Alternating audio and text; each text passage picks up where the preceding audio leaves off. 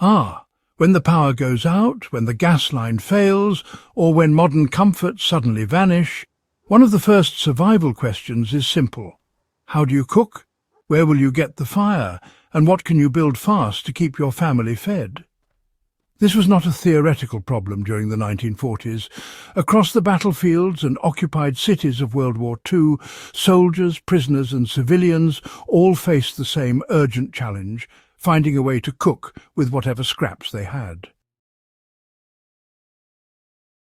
Out of that desperation came some of the most ingenious stoves ever designed. Today we are going to dig into those forgotten field-expedient stoves, showing you the exact principles that saved lives in World War II and how you can build one today with almost no tools. This isn't just history, it's practical survival knowledge you can use right now. During World War II, industrial supply lines were shattered. Soldiers in the field often went weeks without access to traditional kitchens or reliable cooking gear. Civilians under siege in cities like Leningrad or Warsaw had to improvise with broken furniture, metal scraps and tin cans. Even Allied troops on the move couldn't always carry bulky equipment, so they were taught to build stoves out of the very materials around them.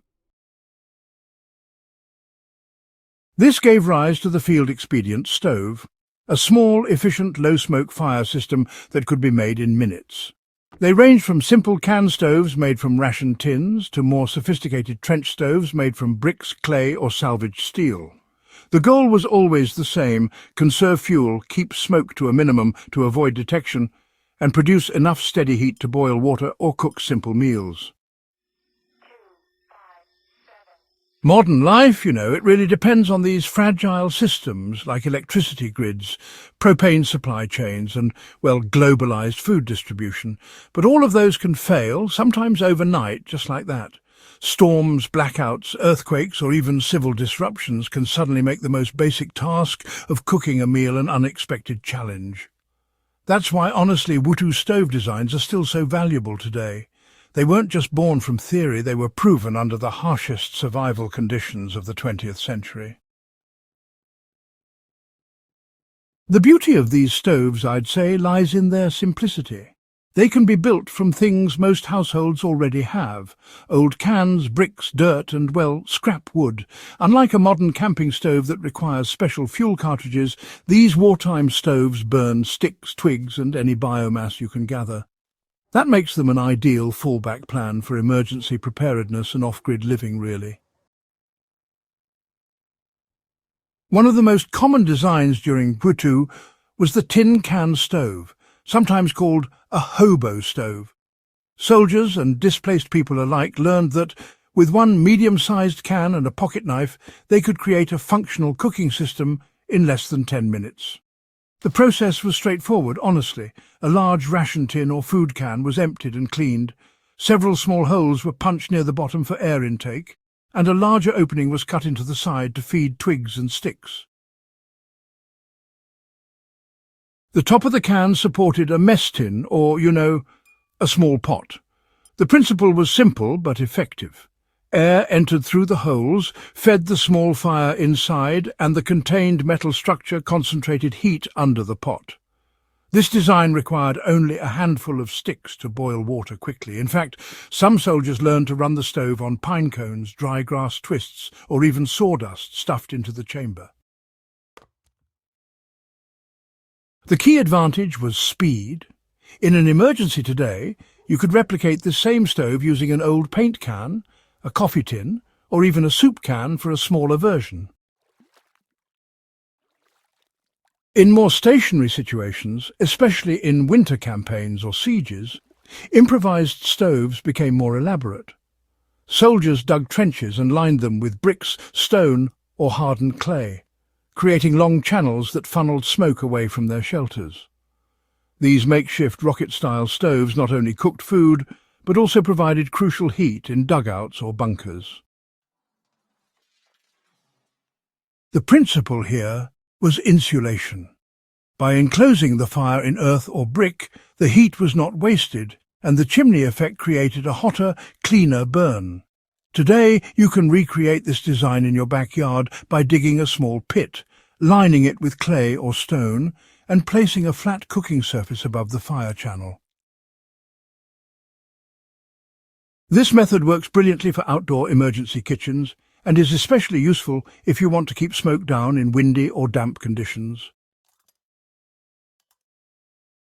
Another stove design heavily used during the Second World War, especially by scouts and partisans, was the Dakota fire hole. This is essentially two small holes dug into the ground connected by a tunnel. One hole is for the fire and the other is for airflow. The result is a concealed fire that burns hot, clean and almost smokeless. This was invaluable in wartime because, a rising smoke column could give away your position to the enemy. Today, the same principle can be applied for anyone who wants a safe, efficient outdoor cooking method that won't draw attention. It uses very little fuel, keeps flames sheltered from the wind, and allows you to cook discreetly. Let's take the simplest example, the hobo tin can stove, and, outline how you can make one with household materials. First, select a sturdy metal can, ideally one that is at least 6 inches tall. Empty it and remove the top completely. Using a hammer and nail, punch 4 to 6 small holes around the base for ventilation. Then cut a rectangular hole near the bottom side large enough to insert twigs. Place your fuel inside, light it and set a small pot on top. That's all it takes to replicate the most common World War II survival stove. For a Dakota fire hole, use a small shovel to dig 2 holes about a foot apart, each about 10 inches deep. Connect them at the bottom with a small tunnel. Build your fire in one hole and let the other act as an air intake. Once lit, you'll have a strong windproof fire that you can cook over with a grill or flat stone. These two designs require no special equipment beyond a can or a shovel, yet they will keep you cooking even when all modern systems fail. What makes these World War II stove designs timeless is really the philosophy behind them. First, efficiency matters more than size. A tiny, well-ventilated fire can cook just as effectively as a large bonfire while using far less fuel. Second, concealment and discretion are part of survival. In both wartime and peacetime, smoke attracts attention, whether from enemies or, just from neighbours during a crisis. Third, resourcefulness is the ultimate skill. The soldiers and civilians of World War II did not wait for ideal tools. They adapted whatever was at hand into life-saving devices. As modern survivalists, preppers or simply history buffs learning practical skills, we can adopt the same mindset. Build a stove from scraps now while times are calm, so that when emergencies strike you already know how to act. The stoves of World War II were not fancy, but they worked.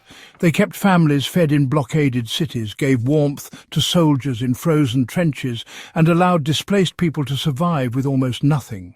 Their designs continue to remind us that survival does not depend on expensive gear, but on knowledge, creativity and resilience.